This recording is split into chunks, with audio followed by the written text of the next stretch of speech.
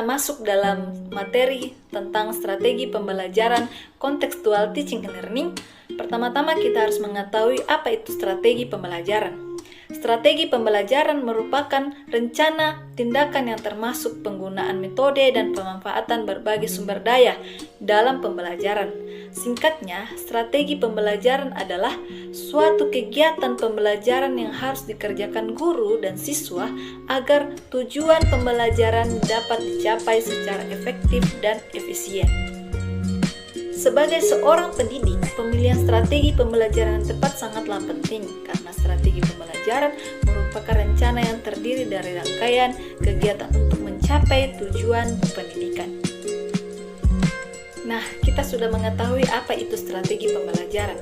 Kemudian kita akan masuk dalam materi kita tentang strategi pembelajaran kontekstual teaching and learning.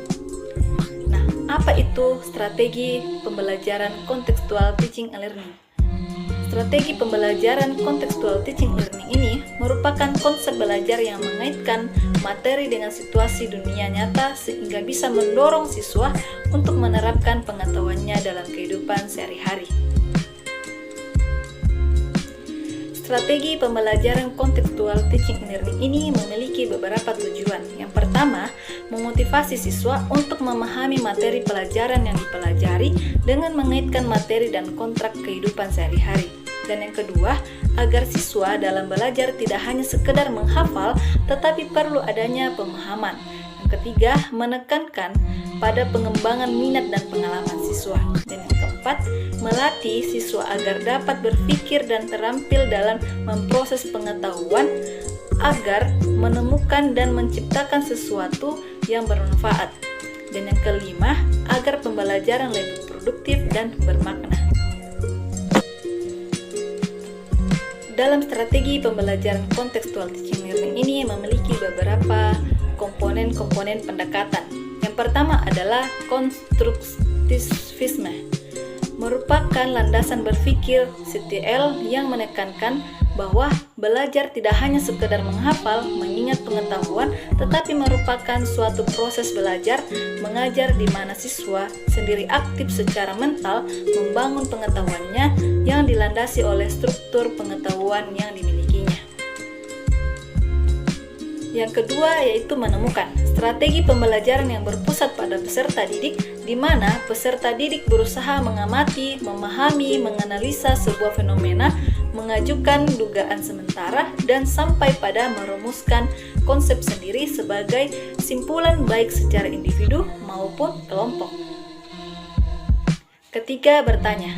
Bertanya merupakan strategi utama dalam pembelajaran berbasis kontekstual. Kegiatan bertanya ini berguna untuk menggali informasi, menggali pemahaman siswa, membangkitkan respon kepada siswa, mengetahui sejauh mana pengetahuan siswa, serta membangkitkan lebih banyak lagi pertanyaan dari siswa untuk menyegarkan kembali pengetahuannya. Yang keempat, masyarakat belajar.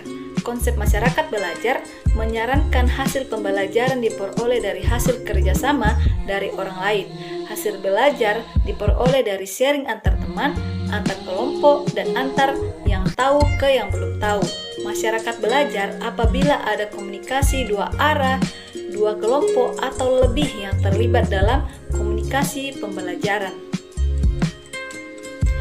Kelima, pemodelan. Dalam komponen ini menjelaskan perlunya berbagai model dalam pembelajaran sehingga bisa ditiru atau dipraktekkan oleh peserta didik. Yang keenam, refleksi. Refleksi ini merupakan cara berpikir atau respon tentang apa yang baru dipelajari atau berpikir ke belakang tentang apa yang sudah dilakukan di masa lalu. Realisasinya dalam pembelajaran, guru menyisakan waktu sejenak agar peserta didik melakukan refleksi yang berupa pernyataan langsung tentang apa yang diperoleh pada hari itu. Komponen yang terakhir adalah penilaian nyata. Penilaian adalah proses pengumpulan berbagai data yang dapat memberikan perkembangan belajar siswa. Gambaran perkembangan itu diketahui oleh guru agar bisa mengetahui bahwa siswa mengalami proses pembelajaran dengan benar. Ciri-ciri pembelajaran kontekstual teaching learning ini antara lain Yang pertama, adanya kerjasama antara semua pihak. Kedua, menekankan pentingnya pemecahan masalah. Ketiga, bermuara pada keragaman konteks kehidupan murid yang berbeda-beda. Keempat, saling menunjang. Kelima, menyenangkan. Keenam, belajar dengan bergairah. Ketujuh, menggunakan berbagai sumber. Kedelapan, murid aktif. Kesembilan, sharing dengan teman. 10, murid yang kritis dan guru yang kreatif. 11, dinding kelas dan lorong-lorong penuh dengan hasil karya murid. Ke-12, laporan kepada orang tua bukan hanya sekedar lapor, tetapi hasil karya murid dan laporan hasil praktikum atau karangan murid dan sebagainya. Adapun prinsip-prinsip pendekatan CTL, yang pertama adalah keterkaitan atau relevansi. Proses belajar hendaknya dikaitkan dengan bekal pengetahuan yang telah ada pada diri siswa. Dan yang kedua, pengalaman langsung. Pengalaman langsung dapat diperoleh melalui kegiatan eksplorasi, penemuan, inventory, investigasi, penelitian, dan sebagainya. Dan yang ketiga, aplikasi.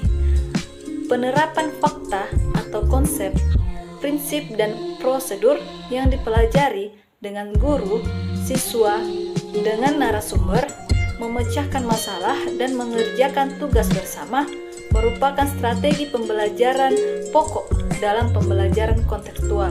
Dan yang keempat, ahli pengetahuan.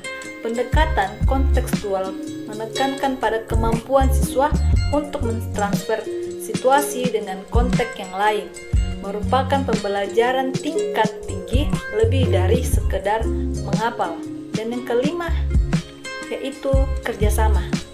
Kerjasama dalam konteks saling tukar pikiran, mengajukan dan menjawab pertanyaan, dan komunikasi interaktif antara siswa. Prinsip ini mendorong pentingnya siswa mengeluarkan seluruh potensi yang dimilikinya ketika siswa menghubungkan materi akademik dengan konteks keadaan pribadi mereka. Siswa terlibat dalam kegiatan yang mengandung prinsip pengaturan diri. Strategi pembelajaran kontekstual teaching and learning ini memiliki kelemahan dan kelebihannya. Yang pertama-tama kita akan membahas mengenai kelebihan. Kelebihan yang pertama adalah pembelajaran lebih bermakna dan real. Artinya, siswa dituntut untuk dapat menangkap hubungan antara pengalaman belajar di sekolah dengan kehidupan nyata. Hal ini sangat penting, sebab dengan dapat mengorelasikan materi yang ditemukan dengan kehidupan nyata, bukan saja bagi siswa, materi itu akan berfungsi secara fungsional. Akan tetapi, materi yang dipelajari akan tertanam erat dalam memori siswa, sehingga tidak mudah dilupakan. Dan kelebihan yang kedua adalah pembelajaran lebih produktif dan mampu menumbuhkan penguatan konsep kepada siswa.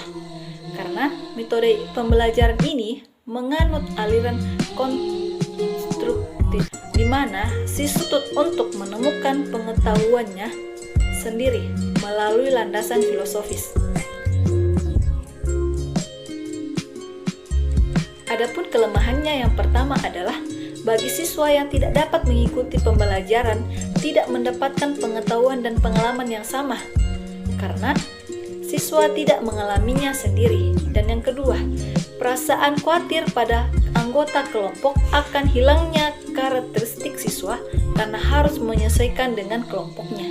Dan yang ketiga, banyak siswa yang tidak senang apabila disuruh bekerja sama dengan teman lainnya, karena siswa yang tekun merasa harus bekerja sendiri. Dalam pembelajaran ini merupakan suatu konsep belajar di mana guru menghadirkan situasi dunia nyata ke dalam kelas dan mendorong siswa membuat hubungan antara pengetahuan yang dimilikinya dengan penerapannya dalam kehidupan mereka sebagai anggota keluarga dan masyarakat. Tugas guru dalam pembelajaran kontekstual adalah memberikan kemudahan belajar kepada peserta didik dengan menyediakan berbagai sarana dan sumber belajar yang memadai.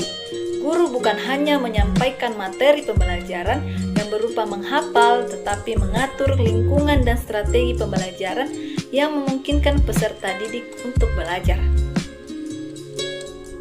Demikianlah materi tentang strategi strategi pembelajaran kontekstual teaching and learning. Saya ucapkan terima kasih.